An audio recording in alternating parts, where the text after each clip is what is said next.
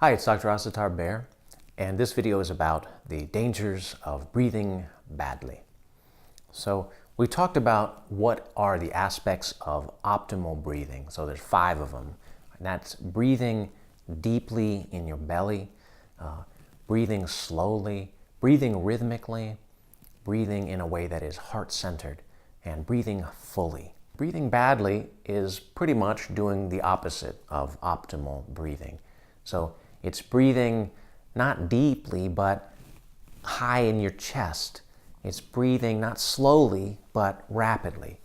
Breathing not rhythmically, rather arrhythmically, right? In a rhythm that's changing constantly. That is breathing badly. And it's quite dangerous to your health. It's quite bad for you. How can we say that this is bad for you? Well, breathing badly causes a condition which is called hypoxia. Hypoxia is when your tissues are starved of oxygen. And you can see that in this incredible image which shows the brain under 2 different circumstances. So one is with normal breathing over here on the left, and the other one is under a situation of hypoxia. So it's indicated as hyperventilation on this chart, meaning that your breath is too rapid and too shallow and arrhythmic. The other thing that can happen, if you breathe arrhythmically, your heart rate will change a lot, right? This is called heart rate variability. And rather than changing in a smooth wave-like way, your heart rate will be changing in a very choppy and chaotic way. And this is hard on your heart. And it causes a physiological stress response in your body. So again, this is the disease of modern life. The disease of modern life is that we're always stressed, right? The sympathetic nervous system, which is our fight or flight part of our nervous system, is always turned on. It all turns out it hinges on carbon dioxide.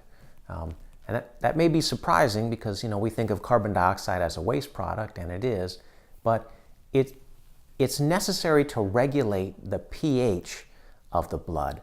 So if the blood pH is at the wrong level, then the cells cannot absorb oxygen, okay? So, and this is called hypocapnia, right? When the level of CO2 is too low, the cells cannot effectively metabolize the oxygen that's in the blood.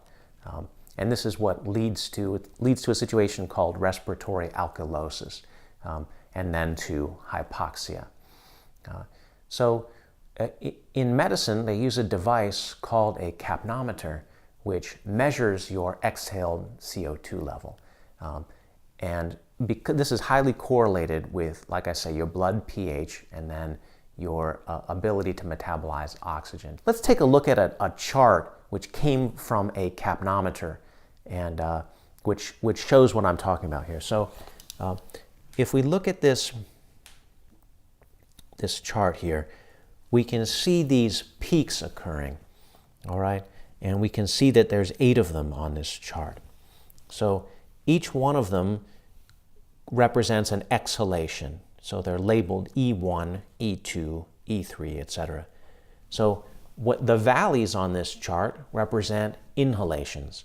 So the person's breathing in, the machine does not register their exhaled CO2. It only measures it when you breathe out. So we can see from this that this person is breathing in a pretty regular way, right? See how these peaks are pretty evenly spaced, right? So, and that indicates that they're breathing rhythmically.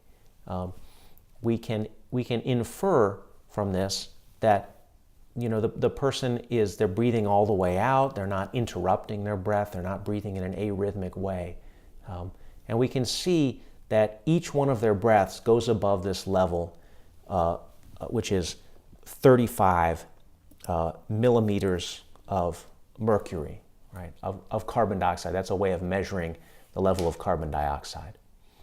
Okay, so this is a level of CO2 which is necessary to avoid hypocapnia, to avoid respiratory alkalosis, to not enter into hypoxia so that your tissues and brain have enough oxygen.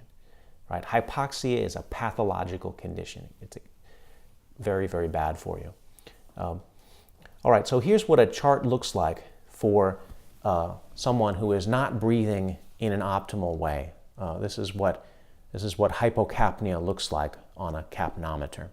So look at how jagged these peaks are. We cannot determine where, what is the breathing rhythm. All we can say is this is an extremely arrhythmic pattern.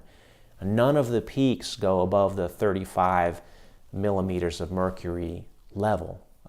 So this person is in hypocapnia during this entire reading. And we see these little jagged areas here. This is where a person has aborted their breath, right? They haven't breathed in all the way and they start breathing out again, right? So that's an extremely arrhythmic pattern. And this kind of bad breathing is very common, unfortunately.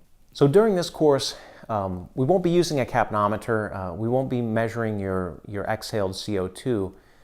What you'll be learning is the techniques of optimal breathing. So the way that you know subjectively that you might be in hypocapnia, you look for the symptoms of that, which are fatigue, fogginess, a lot of sighing, or a lot of yawning. If you find yourself doing that throughout the day, or maybe there's certain times of the day where you notice that, like you just really feel exhausted, well, that might well be a symptom of hypocapnia. This would be a great time to take some deep, full, slow, rhythmic breaths.